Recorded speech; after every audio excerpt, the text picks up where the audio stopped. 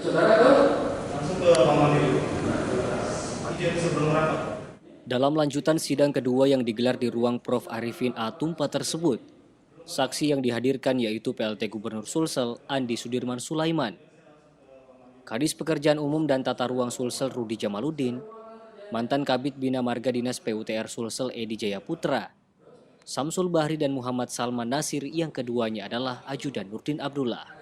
PLT Gubernur Sulsel Andi Sudirman Sulaiman dalam keterangannya usai menghadiri sidang mengatakan jika dirinya tidak mengenal terdakwa Agung Sucipto dan tidak mengetahui spesifik proyek Jalan Palampang, Munte, Bontolempangan perbatasan Bulukumba Sinjai Sulsel tersebut.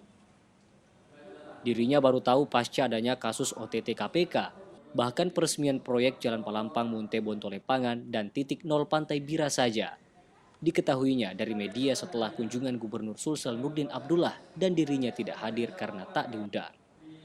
Terkait komunikasi dirinya saat menjabat, Wagub Sulsel dengan Nurdin Abdullah, Andi Sudirman Sulaiman mengaku dirinya fokus melakukan pengawasan internal dan soal pengadaan proyek sesuai tupoksinya. Menjelaskan saja tentang pihak-pihak yang kemarin di Jakarta kan, ya, di KPK, terus ditanya-tanya tentang itu aja. Terkait apa itu, Pak?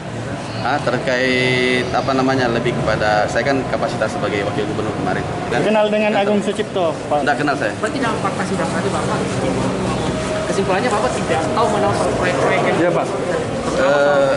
Secara detail kan kita masing-masing punya kewenangan Pak ya. Jadi kalau saya kan skalanya lebih kepada capaian target visi misi, lebih kepada serapan anggaran, berapa alokasi anggaran untuk infrastruktur secara total, tidak pada detail-detail ya. Jadi ya saya rasa itu sudah clear ya. Sementara itu, di akhir persidangan sejumlah dokumen barang bukti ditunjukkan di depan majelis hakim, berupa dokumen contoh kontrak Agung Sucipto dengan Pemprov Sulsel.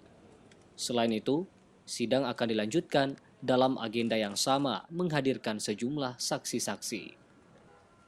Tim Liputan, Selebes TV.